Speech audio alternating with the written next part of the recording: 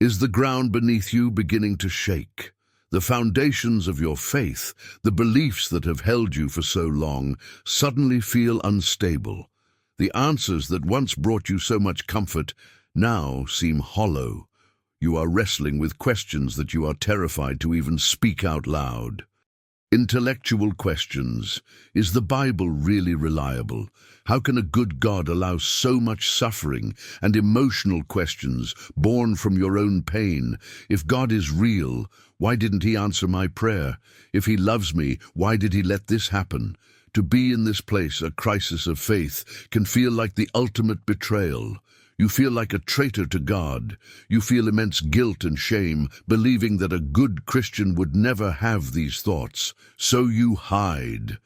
You pretend everything is fine on the outside, while on the inside, a silent, terrifying battle is raging for your soul. If this is you, I need you to take a deep breath and hear this. Your doubt does not make you a bad Christian. Your questions do not scandalize God. And you are not alone. In fact, an honest doubt that is wrestled with sincerely can often be the doorway to a faith that is deeper, stronger, and more authentic than a faith that has never been tested. We have this misconception that faith is the absence of doubt. It is not. Faith is not certainty. Faith is choosing to trust in the midst of uncertainty. And the Bible, far from being a book for people who have it all figured out, is filled with the stories of heroes who had profound and painful doubts. Let's look at John the Baptist. This was not a casual believer. This was the man chosen by God to prepare the way for the Messiah. He was Jesus' cousin. He saw the Spirit descend like a dove.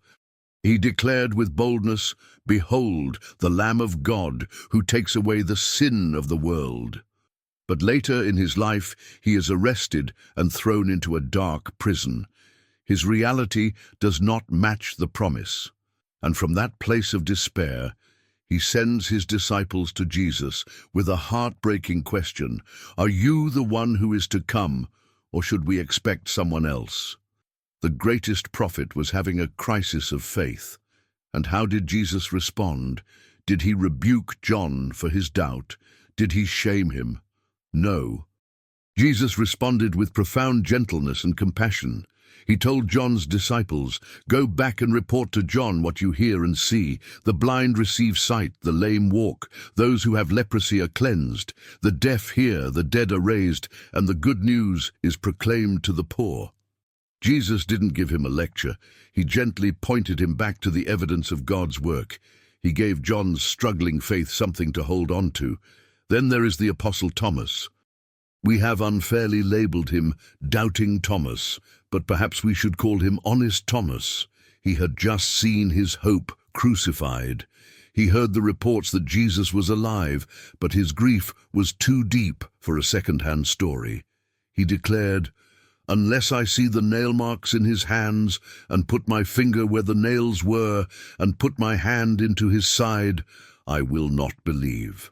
He was not being defiant. He was being honest about the proof his hurting heart needed. A week later, Jesus appears. And he doesn't ignore Thomas. He doesn't shame him in front of the others.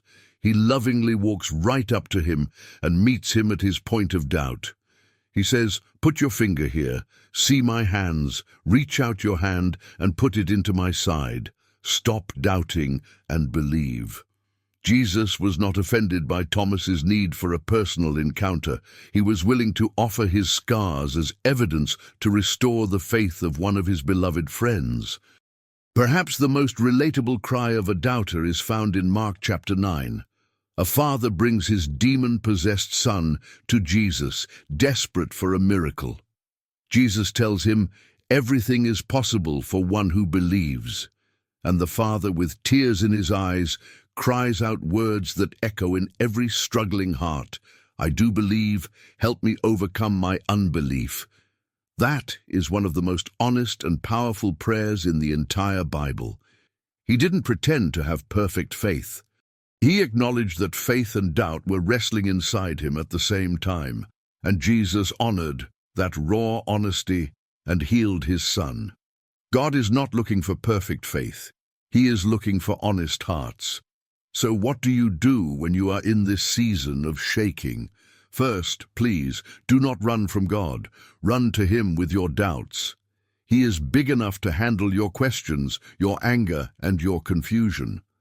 A question shouted at God is a form of prayer. A doubt wrestled within His presence is a form of intimacy. He would rather have you wrestling with Him than walking away in silence. Second, anchor yourself to what you do know. In a crisis, many things can feel uncertain. Find the one or two things you can still hold on to. Maybe it's not a complex doctrine.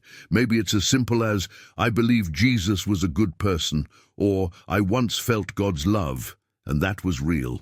Start there. Hold on to that small, steady flame. Third, talk to someone safe. Isolation is where doubt festers and turns into unbelief. Find a mature, non-judgmental Christian friend, pastor, or counselor. Someone who won't be shocked by your questions, but will listen, empathize, and gently point you toward resources and truths that can help. And finally, be patient with yourself and with God.